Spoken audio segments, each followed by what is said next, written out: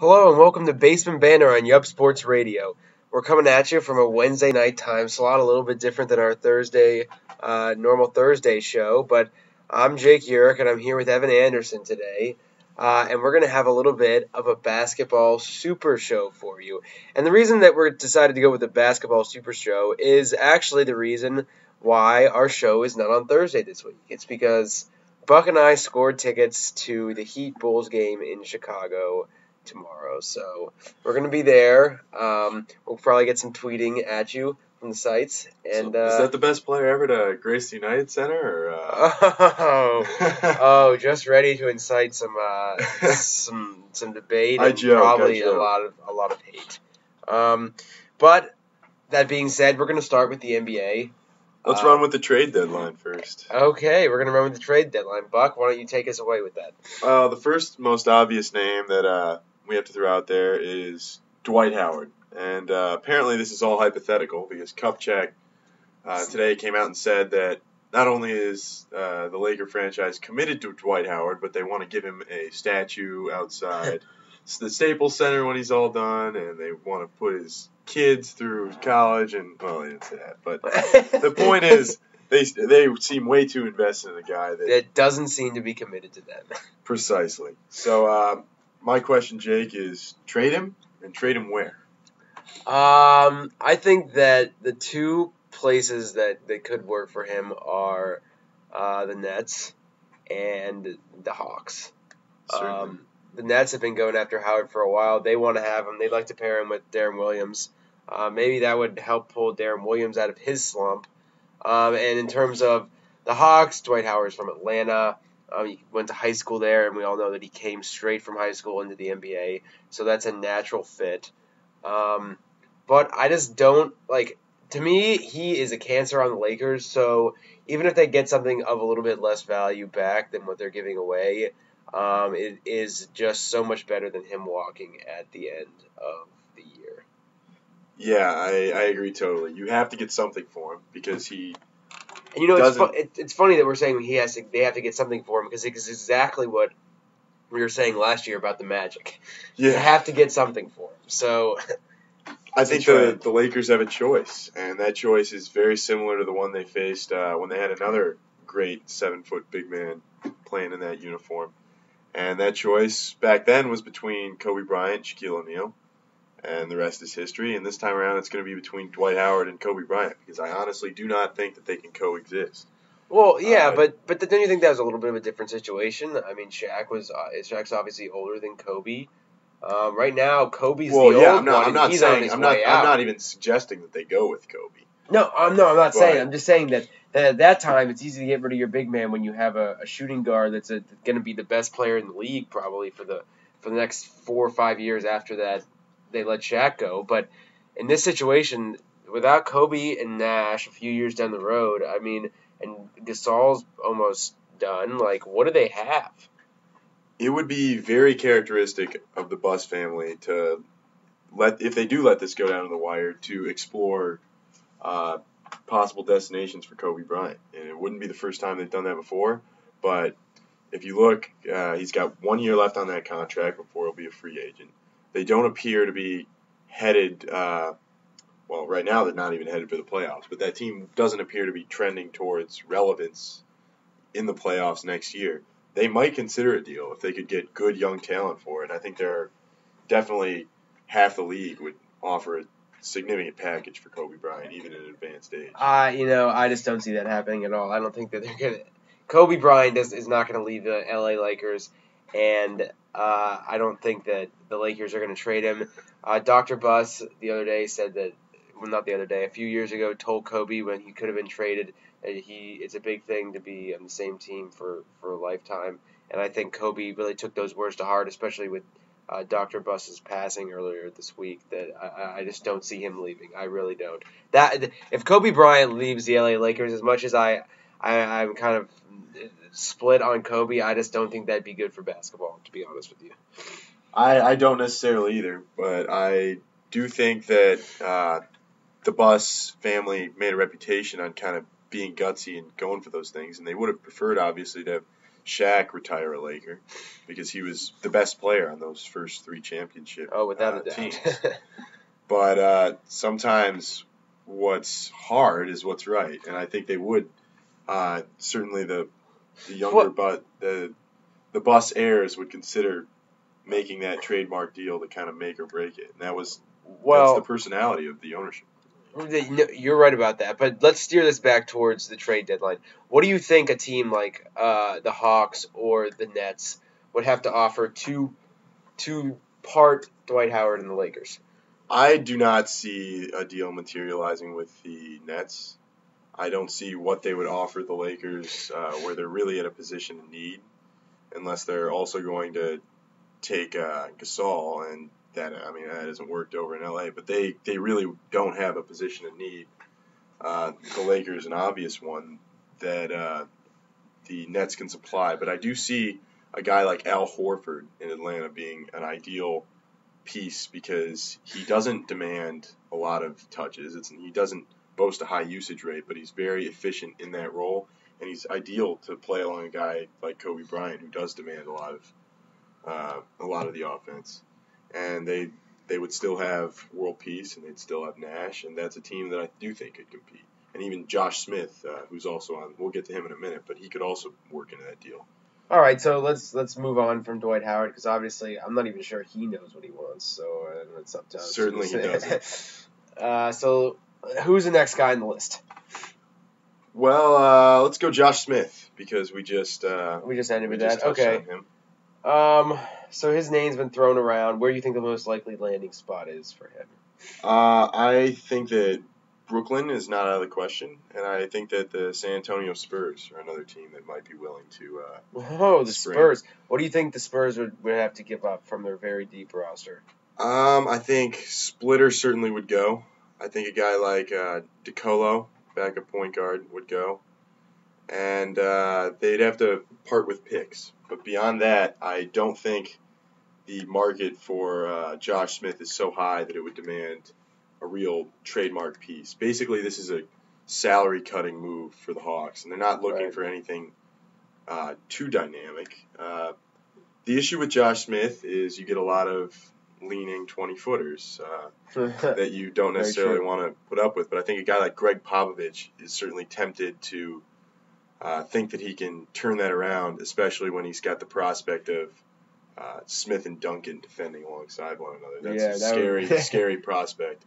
And the Spurs are certainly on the precipice, but I don't think anyone would contend right now that they're one of the main 3 or 4 contenders to win a championship right now. Really? Wow. I think last year they put together. The run in the playoffs was unbelievable. But I don't think they have the firepower to hang with OKC, and I think, at least for me, I still have that series with Memphis 2 years ago in the back of my mind, and I think a team like a Memphis would still give them trouble because they are aging, and Tony Parker is spectacular, don't get me wrong, but this isn't the Spurs formula of old. They run, they get up and down, and all credit to Popovich, he's adapted, but I don't think that is necessarily I do think that the West is going to be interesting this year with OKC and Denver and the Spurs and Memphis and San Antonio, of course. Well, you know how I feel about Denver. I would take Denver in a 7-game series over San Antonio. Right, but I'm just not sold that the Clippers and OKC don't have the Western Conference Finals all locked up. That's possible. Very possible. All right, so who's the next guy on the list? Rajon Rondo. Trade him and where? I think that they should get rid of him. I think that they should try to get Josh Smith back. That's what I think they should do. Yes. I think that right now the Celtics are in a win-now mode. And if they get rid of Rondo, then they may have a shot at competing in the Eastern Conference. I think it's really, really hard to trade a guy that you're getting at a very affordable rate who can give you a triple-double on any given night. And you remember the performance he had in the playoffs last year.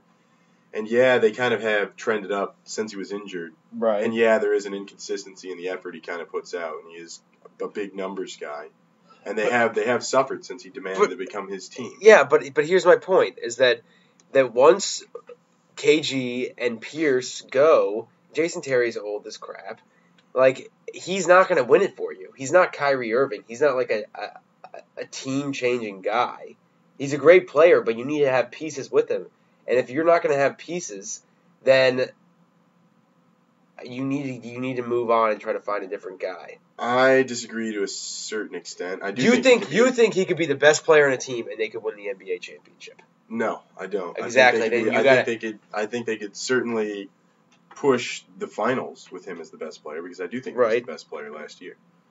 But I don't necessarily think that. He's not LeBron James. He's not. The Celtics. So he's likely not winning a championship anytime soon, in my opinion. Well, the Celtics are a franchise that does figure it out. So I could see them if they kept them and KG and Pierce move on. Then perhaps something would happen. But I recently read that the KG is not letting the Celtics. He's adamant that the Celtics should not trade anybody on the roster. So, so I don't. Hopefully, the Boston can pull it together and make some kind of a run in the Eastern Conference without Rondo. Here's why I think they would consider it: is that Barbosa went down also a week and a half back, and they're playing so well, but really there's not a lot of depth there at point guard. And if the Celtics really are committed to winning with KG and Pierce right now, then they might have to move a piece, and he would be an attractive one. Next on my list, I have the Milwaukee situation, and that is Brandon Jennings and Monte Ellis. Which one would you move? Would you move one, and where?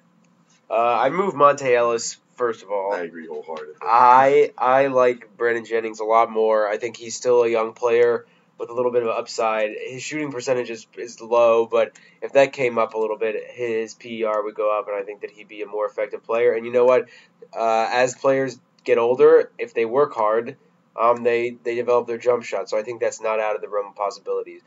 As for where he should go, he should trade Monte Ellis. I'm not sure that if I was an NBA franchise, I would want a guy like Monte Ellis, but I think that that the Pacers are a name that's been out there. I don't know if it works for them necessarily, but Monte Ellis is he's not a troublemaker in the locker room. So he possibly could work with Indiana. I feel like Monte Ellis is almost an invasive species. He kind of he inhibits the growth of what is there naturally, and he's not been good for Brandon Jennings. He certainly wasn't good for Steph Curry, and I think a lot of teams would be really cautious about giving up anything of worth for him. That said, I think to be a Milwaukee Bucks fan right now is not good because you got Jennings shooting under 40%. You've got Monte Ellis at 40.1, and I don't think either of those guys is a franchise-changing player, and I don't think, frankly, that either of them is even a playoff player. You know, this is a random thought, but as a guy like Brandon Jennings, like you said, I don't think he's a franchise player that can win you a championship.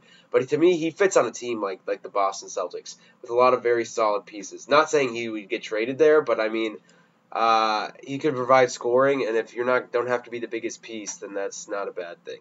And you would if you were the Celtics, you'd give up a Rondo for a package that included a guy like Jennings? Because I just don't subscribe to that at all. If they offered me Brandon Jennings for Rajon Rondo right now, I would take it.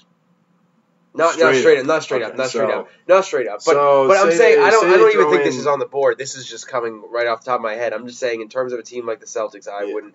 I think that Brandon Jennings would be an okay fit. I think he'd be reeled in a little bit by his elder teammates on the Celtics, and I think that it might help his game and it might be good for the team. So say they offer like a John Henson type and a Larry Sanders, whose growth has been really the only bright spot, I think, for the Bucks and basically a season of mediocrity. Yeah, I would do it. Yeah, I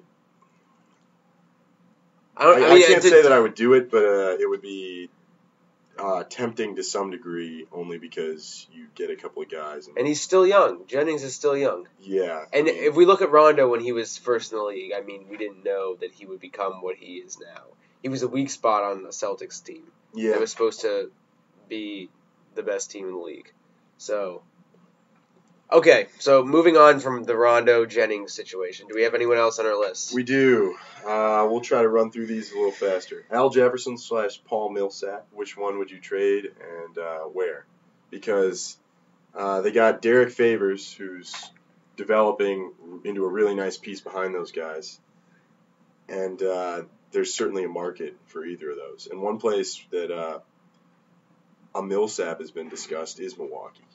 And the reason that Utah has to make a trade, and they have to make a trade for a guard now because they're in the playoffs at this moment and they're starting Jamal Tinsley at point guard. Well, Mo Williams. No, you're right. You're right. So there's a trade to be made there.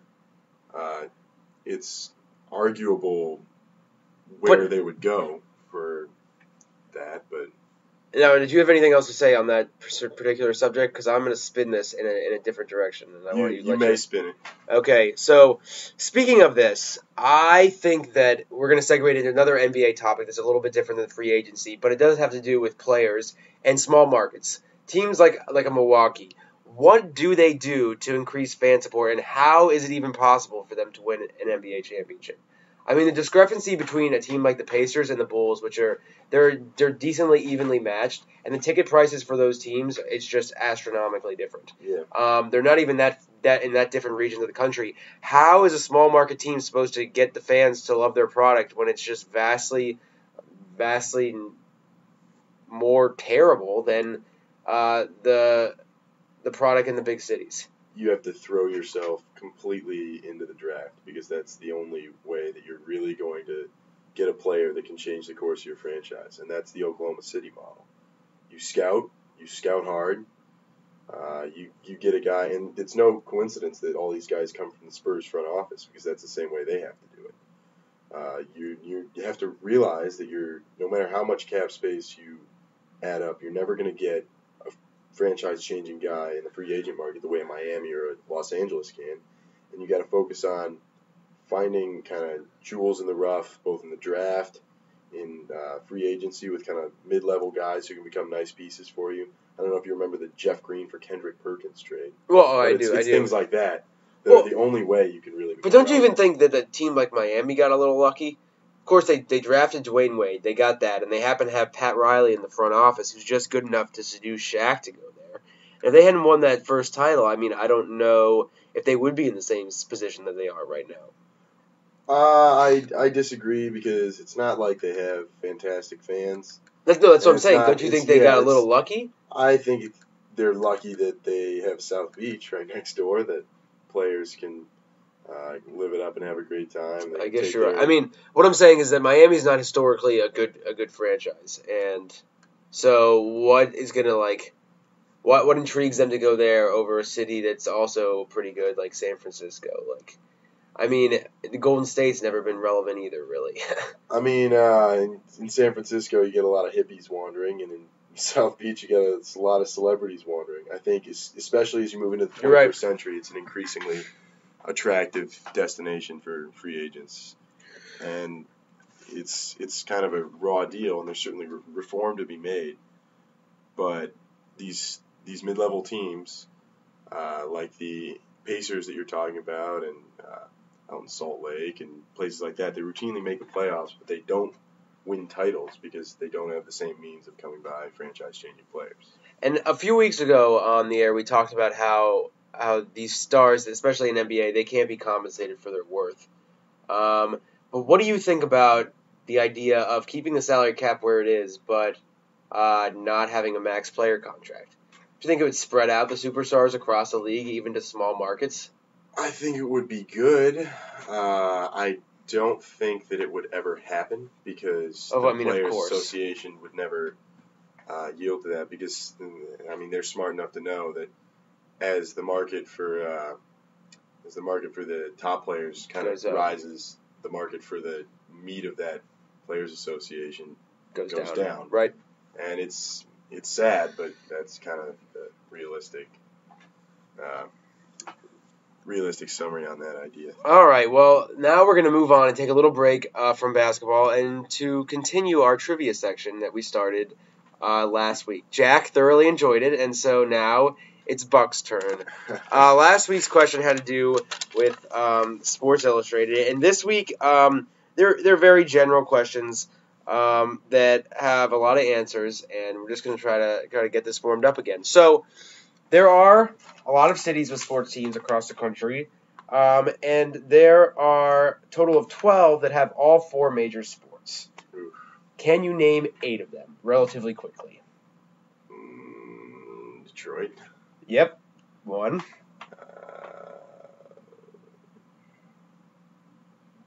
oh man.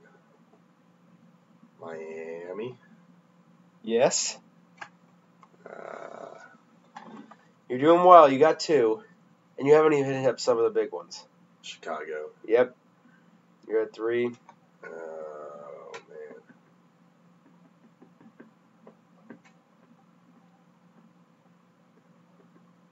Some hockey cities. Yeah, I'm trying to think of hockey cities.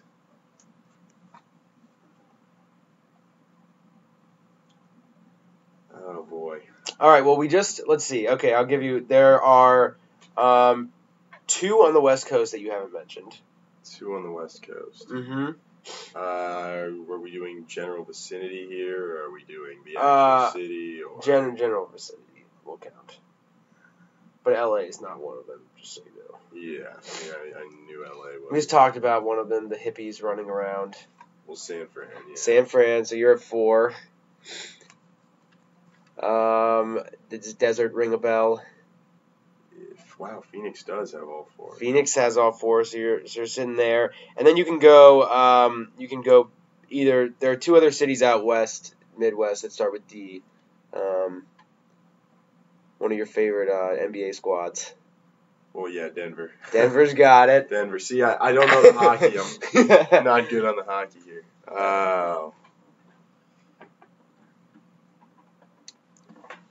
So it seems that Buck is just not up to this. Boston. Boston's another one. Dallas, Minneapolis, New York City. I don't know why you weren't going I blanked there. on NYC. Philly and DC.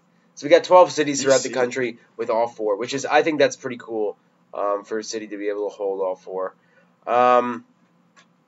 And we have one more trivia question here. This one's a little easier. It's the most titles.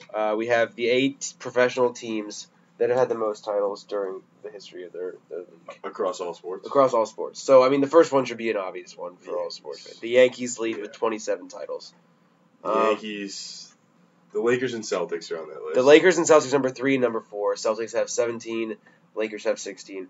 The number 2 is probably the toughest one. Actually, number 2 and number 2, number 6, number 7 are all hockey. I'm not 2 Canadian teams. Yeah, I mean the hockey, the Canadians. Vancouver. No, not the Canucks. Come on. I don't know anything. Oh, boo. Toronto. Yeah, Toronto, and then your hometown. Detroit, yeah. The Red Wings. So you have 2 teams left, and it's one of them an NFL team. Wow, NFL. Yeah. But this goes back farther than the Super Bowl era. So Packers. Packers, of course. It should narrow it down. So it goes back. All right, we got them all. We got them all? We got them all. Mostly because I can't read my handwriting for the last one, but they Fantastic. have 10 titles. So if anyone wants to look up the, it may start with the G. We're not quite sure. So anyway, back to the after a failed trivia section. We'll go back to what we know about. A miserable failure on my part. And so much of last weekend, I should say, was just filled with Michael Jordan. The All-Star Weekend, his 50th birthday, and there was a big article out in which Michael talked a little bit about what he was feeling, and he said a little bit of things about LeBron James, about how he would force him to go left 9 times out of 10 because LeBron could just take him to the hole otherwise. And so then Kobe Bryant goes out and kind of shuts LeBron down a little bit at the end of the All-Star game. I mean, you're leaving out the part where Jordan said he would take Kobe 5 times out of 6. That's probably the most important to that storyline. Or he said he would take his 5 titles to... Well, we talked about that last week. Oh, well. You were a casualty of last week. But yeah, we talked about that. So this week, I wanted to talk a little bit about what you thought about Jordan's comments, anything you had about Jordan in general, and the fact that Kobe kind of executed at the end of that game. And while you may say that the All-Star game isn't that important, at the end of the All-Star game, they're playing hard. Those guys are going at it. So, I mean, I don't think you can discount it. I mean, you can't, even if it's not a big deal.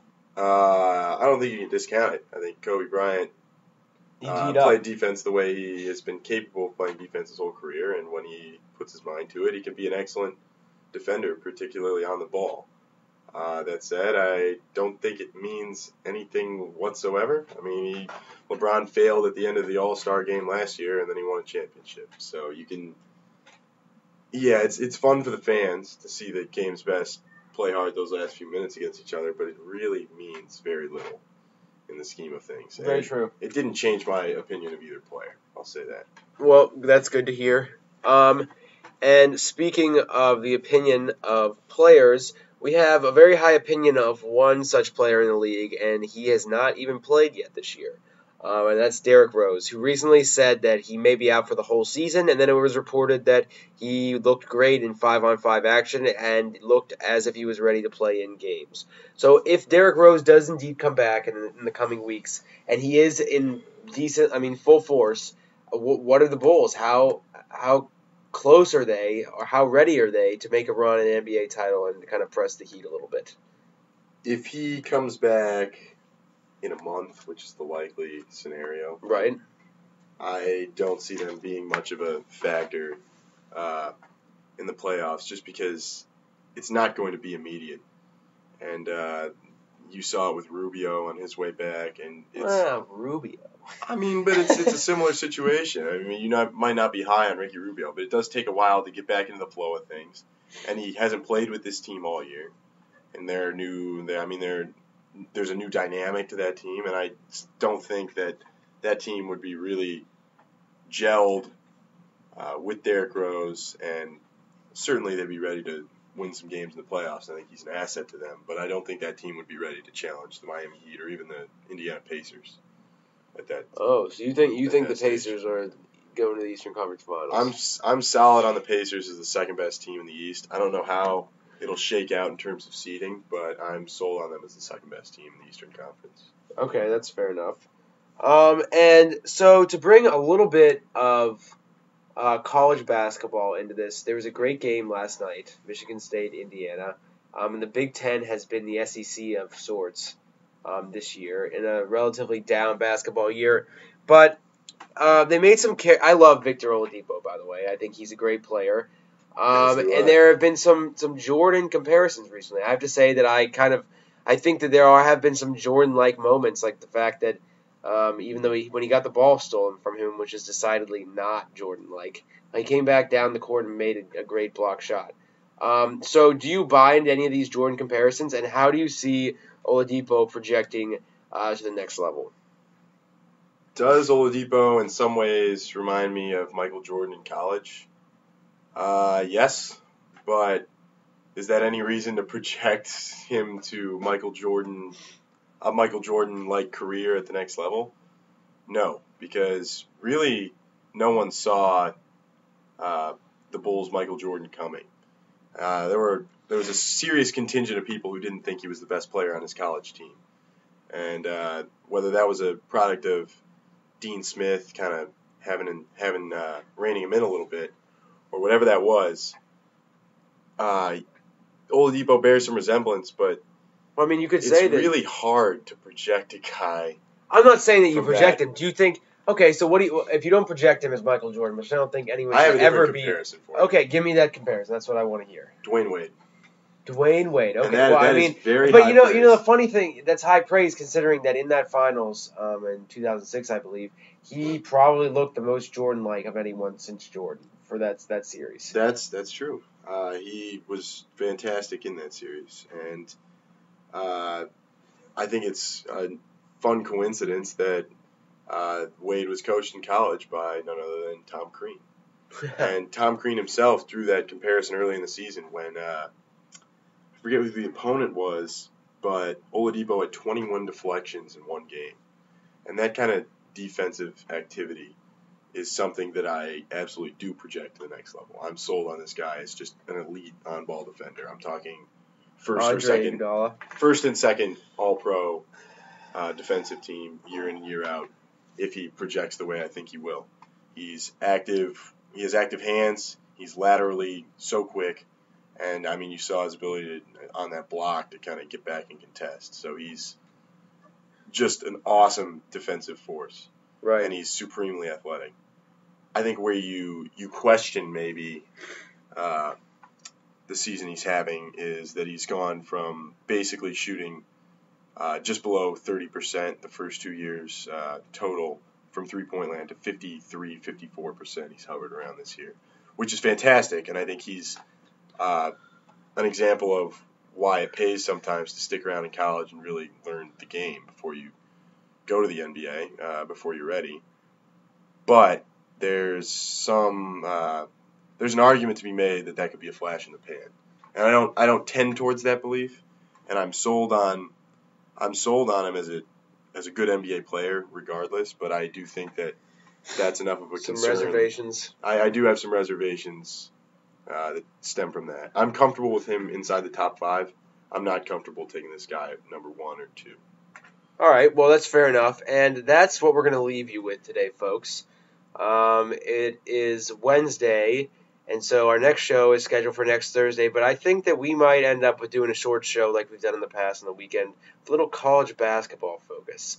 Hopefully we can get the whole crew together here for the first time in a couple weeks, and we'll try to make it a good Basement Banter short for you guys.